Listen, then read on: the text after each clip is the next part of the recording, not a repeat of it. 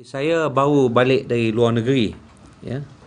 Bila balik dari negeri, saya dapat macam-macam panggilan telefon dan laporan mengenai kenyataan-kenyataan saya sejak kebelakangan inilah. Ya. Saya juga menerima berbagai rombongan, ya, dari ahli-ahli keluarga yang rapat dengan saya sendiri. Semuanya orang-orang kuat UMNO yang meminta saya supaya jangan buat itu, jangan buat ini dan sebagainya. Saya juga mendapat panggilan telefon dari berbagai dari media massa dan juga media alternatif meminta saya membuat komen, khususnya mengenai laporan akhbar bahawa Jawatan Kuasa Disiplin UMNO telah diminta menyiasat kenyataan-kenyataan saya ini. Ya, basically the comment untuk itulah. Berikutan keadaan ini, saya telah pun mendapatkan semua laporan-laporan kenyataan akhbar saya, khususnya temu duga saya dengan beberapa internet TV. Saya telah membaca dan mendengarnya berulang kali, dan rakaman-rakaman tersebut ada di sinilah. Jadi kepada Jawatan Kuasa Disiplin nak siasat saya tu, saya minta supaya jangan buang masa lah, ya. Sebab saya akan hantar kepada mereka dua recording, semua recording interview saya ni saya akan hantar kepada mereka, dan recording ini tak ada diedit yang sepenuhnya. Jadi biarlah mereka tengok dan teliti, tak payah buang masa pergi cari ini. Ya. Saya akan serah ni kepada Ibu Pejabat UMNO. Terima kasih. Dalam hubungan ini, ya, saya ingin mengingatkan semua pihak lah, bahawa UMNO dilahirkan oleh Datuk Onn Jaafar dan rakan-rakannya, dan selepas itu diperkukuhkan oleh almarhum Tengku Abdul Rahman Putra dan rakan-rakannya, ialah sebagai sebuah parti politik yang benar-benar demokratik. Parti Demokratik ini pula dilahirkan untuk memerdekakan Persekutuan Tanah Melayu dan kemudiannya Malaysia sebagai sebuah negara merdeka dan berdaulat, dan yang benar-benar demokratik untuk seluruh rakyatnya. Ini penting lah, ya. Kita tak boleh lupa, ya. Pandangan yang saya beri di dalam rakaman-rakaman ini, dan kalaupun ia boleh diinterpretasikan sebagai kritikan terhadap parti, tidak sampai pun 10% dari apa yang kami pemuda UMNO dan yang lain-lain pada tahun 60-an dan 70-an dahulu pernah berhujah, mengkritik dan memberi pandangan, termasuk yang pedih-pedih terhadap pimpinan parti dan kerajaan ketika itu. UMNO zaman itu dan pimpinannya berpegang teguh kepada semangat kelahiran parti sebagai sebuah parti demokratik. Saya sendiri sebagai seorang esko pemuda UMNO ketika itu, yang begitu lantang bersuara bersama-sama yang lain-lain di bawah pemimpin saya waktu itu, Allahyarham Datuk Harun Idris, bukan saja tidak perlu menghadapi Jawatan Kuasa Disiplin, sebaliknya diberi peluang berbagai-bagai untuk berkhidmat. Ya. Saya sendiri dilantik oleh Allahyarham Tuan Abdul Razak dan kemudiannya menyambung jawatan sebagai setiausaha politik kepada menteri-menteri kabinet. Allahyarham Tun Hussein Onn pula, yang saya kritik cukup hebat, beliau tu memilih saya untuk bertanding bagi kawasan Parlimen Kulim Mendak Baru pada tahun 1978. Ya. Oleh demikian, saya ingin mengingatkan semua yang berkenaan, janganlah menghina parti UMNO yang sepatutnya terus dikekalkan sebagai sebuah parti yang demokratik.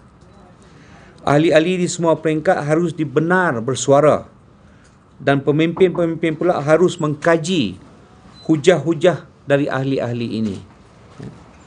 Saya yakin banyak dari hujah-hujah ini dapat menyuburkan dan menguatkan parti dan perjuangan. Yang Amat Berhormat Datuk Seri Najib, Presiden parti sendiri bersama pemimpin-pemimpin lain, sering menjerit merata-rata dan sepanjang masa kepada ahli-ahli parti bahawa kita mesti berubah, jika tidak kita akan diubah. Soalnya, Apakah penyakit yang perlu diubah dan yang begitu jelas dimarahi oleh rakyat? Siapakah yang perlu berubah? Adakah ahli-ahli UMNO sahaja atau termasuk pemimpin-pemimpinnya juga? Ya. Saya adalah seorang ahli UMNO yang mula memegang jawatan parti pada tahun 1956, ya, sebelum negara mencapai kemerdekaan. Dan seterusnya sehingga sekarang. Saya berjuang selama 55 tahun dalam parti, termasuk sekitar 30 tahun memegang jawatan selaku setiausaha politik, setiausaha parlimen, timbalan menteri dan menteri. Sudah tentu saya mempunyai sedikit pengalaman, ya, dan hak untuk memberi sedikit pandangan. Oleh itu, kajilah pandangan saya dan laksanakanlah, kerana saya yakin ianya akan membawa kebaikan kepada semua bagi jangka pendek dan juga bagi jangka panjang. Antara cadangan pandangan saya adalah seperti berikut. Nombor 1, hapuskan perbuatan keji dan jijik, ya, iaitu rasuah yang berbagai-bagai. Antara yang menjijikkan adalah rasuah politik, di mana kita perlu membayar wang kepada rakan-rakan seperjuangan sendiri, kepada kolik rakan perjuangan sendiri untuk mendapat tempat-tempat dalam parti, termasuk jawatan-jawatan tertinggi dalam parti. Kena beli, kena bayar duit. Ini saya minta berhentilah. Nombor 2, berhentikan pemberian rasuah oleh kerajaan dan juga parti. Oleh kerajaan dan juga parti, secara langsung atau tidak langsung kepada rakyat untuk menjadi popular dan untuk mendapat undi sewaktu pilihan raya. Saya yakin ada cara-cara lain yang lebih berkesan dan berkekalan untuk mencapai objektif tersebut. Kalau nak popular, kalau nak menang pilihan raya, ada cara-cara lain, ya, lebih halal, lebih baik, lebih berkesan, lebih berpanjangan, ya. Percayalah, bukan saja rakyat dalam negeri tetapi masyarakat antarabangsa juga sedang memerhati kita. Perbuatan seperti ini adalah hodoh dan ketinggalan zaman. Pengedaran wang tunai kepada rakyat seperti ini akan merosakkan nilai-nilai murni dan cara hidup rakyat. Adakah ini yang kita hendak wariskan kepada generasi yang akan datang? Ini soal pelaksanaan agenda Bumiputera. Saya hanya mengingatkan bahawa kuasa sebenarnya di negara ini sejak merdeka adalah di tangan pemimpin-pemimpin Bumiputera.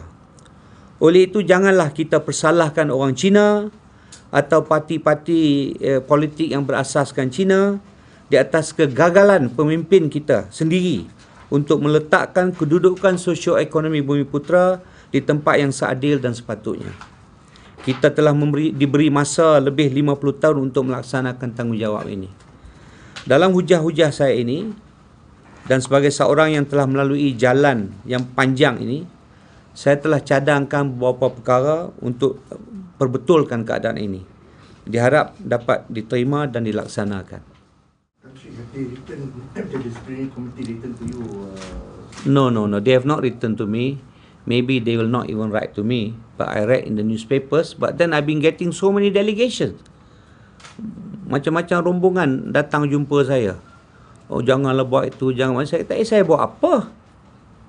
Saya jawab macam tu, saya buat apa? Jadi itu yang saya balik, saya cek balik. Kalau benda macam ini pun saya tak boleh beri pandangan. Apa dah jadi dengan UMNO ni? Kalau sikit macam ini pun saya tak boleh beri pandangan, apa dah jadi dengan UMNO? Itu saja. Sebab saya ni orang lama. Saya tahu macam mana UMNO tu pada tahun 60-an, 50-an, 60-an, 70-an dan sebagainya. Memang parti demokratik betul-betul. Kita boleh bahas, kita boleh beri pandangan, kita boleh kritik pemimpin. Tak ada pun sekejap-sekejap nak bawa pergi ke disciplinary committee. Ya, kajilah dulu apa yang orang kritik. Itu saja. Kita pun bukan betul sangat pun. Kaji itu saja.